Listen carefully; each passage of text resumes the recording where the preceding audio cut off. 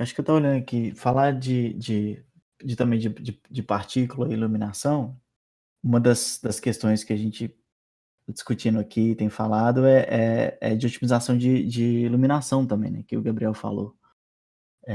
Muitas luzes, é complicado e tudo mais. E a gente estava até falando antes dessa qual que é essa diferença entre você fazer uma coisa, em tempo real, ou você fazer o bake da luz e da iluminação, e qual que é por que que a gente faz isso e qual que é o impacto disso, né, no seu jogo.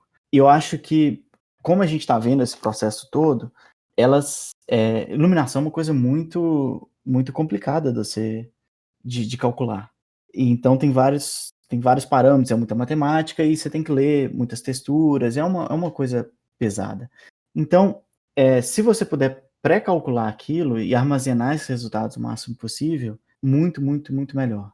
E é por isso que, voltando também naquelas coisas dos materiais dos objetos estáticos, se você tem uma coisa, uma luz, que não mexe e ela não vai mudar de posição, por que não, já calcular toda essa interação de luz, né, entre o objeto e as luzes do seu ambiente e gravar isso numa textura e fazer isso. Então, a maioria das pessoas já deve fazer o que é o light map, né.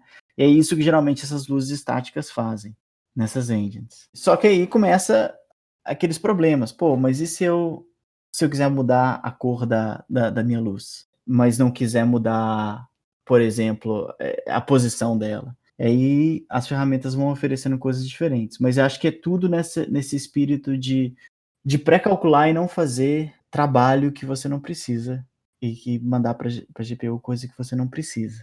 Justamente para otimizar, né, durante o gameplay, a Unreal faz isso, foi evoluindo, né, tinha static e movable, né, justamente no início, e hoje está um pouco mais complexa, né, se você quiser mover, se a luz mudar de intensidade, né, mudar de intensidade ou cor, mas ela não mover, tem um outro tipo, e aí você declara um tipo pro ator e um tipo para luz, e dependendo da combinação deles, eles também vai fazer alguns cálculos diferentes, mas é justamente, né, tudo nessa questão de conseguir fazer um light map de algum objeto, já saber como as sombras vão ser, e durante o jogo em si você está calculando menos luzes do que precisaria, né? E acaba que o static map fica mais leve, mas em questão de qualidade ele também fica melhor do que um real time ou não? Geralmente ele fica muito melhor, porque por causa de iluminação indireta, basicamente. O que que acontece? A gente, eh, lembra que a gente, quando vai desenhar, ele vai desenhando um triângulo de cada vez. Então os triângulos eles não se a velocidade da placa de vídeo é justamente por essa independência, né, entre as primitivas. Então qualquer coisa que dependa de outros objetos, ela é muito pesada de ser calculada. Então iluminação indireta, você vê rebatimento de luz, é um negócio muito complicado de você calcular com rasterização. Por isso que entra Ray Tracing, essas outras técnicas, são muito pesadas, mas que eles dão um realismo muito maior.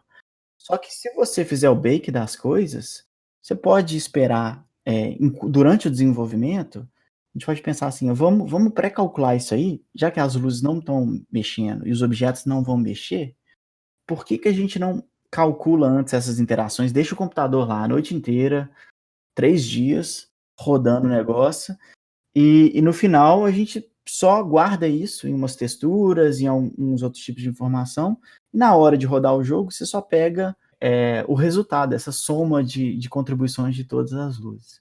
E essa é uma outra vantagem, essa vantagem de qualidade é uma outra que vem também junto com você poder fazer o bake das luzes. Que você pode calcular principalmente iluminação indireta e contrabação, que faz uma diferença danada na qualidade do jogo. É uma. Eu queria ter puxado esse gancho mais atrás lá, quando eu falei de grab pass, né, dos shaders com transparência. Mas cabe aqui também falando de iluminação, é que também é pesado, também essa hora você calcula as sombras projetadas, né, pelos objetos estáticos. Que esse cálculo de sombra projetada, igual você falou da luz que rebate, a sombra projetada também é algo caro, né? Eu lembro que Que antes a gente falava que para cada fonte de luz que tem, para você calcular as sombras projetadas, é uma passada a mais que você tem que dar. Ou seja, você tem que renderizar a cena, depois renderizar a sombra de uma luz, depois renderizar a sombra de outra luz, igual era com GrabPass. Isso ainda é assim? Ainda tem essa otimização também na hora desse cálculo, me fugiu a palavra agora, gente, que você acabou de falar. Desse bake da iluminação? Esse bake tem, e tanto para qualidade também, porque sombra em tempo real é um negócio que vocês. Não, primeiro que é um problema aberto ainda. A gente não resolveu bem, não tem nenhum algoritmo que funciona para todos os casos, para tudo. Só quando a gente for para Ray Tracing. Mesmo Ray Tracing ainda tem seus desafios lá. Então tem mil e uma técnicas para você fazer essa coisa. Quase todas delas envolvem você ter que renderizar a cena de novo pelo ponto de vista da luz, criar o mapa, né, e calcular essa cena, essa sombra.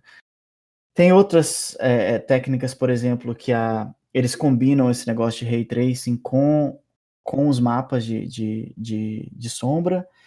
Eu não lembro o número certo, mas, por exemplo, a Unreal, eu acho que tem por volta aí na casa de uns 50 tipos de técnicas de sombra diferentes. E ela usa quase todas elas no seu jogo. Você não vê, ela fica mudando dependendo do objeto, dependendo da distância, o tipo de coisa que é, o tipo de luz que é.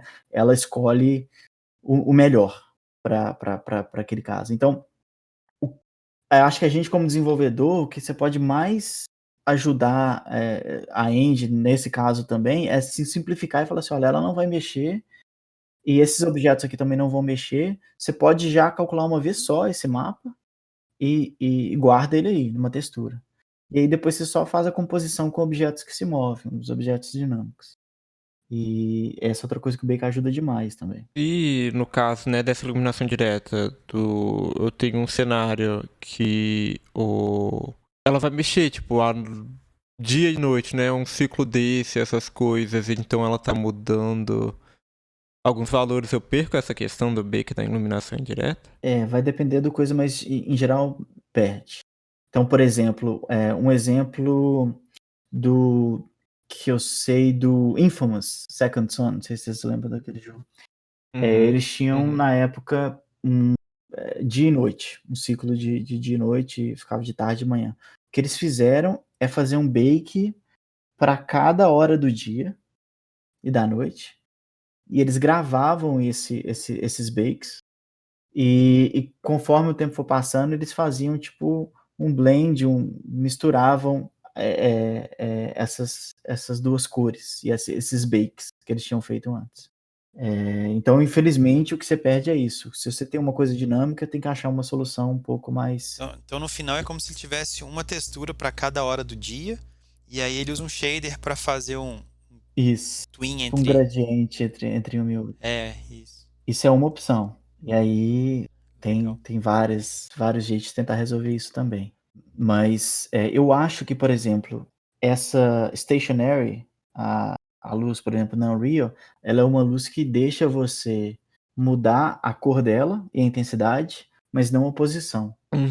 Aí com isso você perde algumas coisas, mas outras ela ainda assim ela pode pré-calcular. Então eu acho que a preocupação que a gente pode ter é isso, tentar usar as luzes de um jeito que... Qual que é o mínimo que eu preciso aqui? Então, se eu preciso só da contribuição difusa dela para dar uma ambientação e tudo mais, eu boto ela estática. Se eu vou variar ela aqui, mas não tanto, eu só vou variar a cor, e eu não ligo muito para aquele que a gente chama de espécula, né? Aquela reflexão da luz quando o sol está se pondo e bate na água, por exemplo, você vê aquele reflexo direto no seu olho.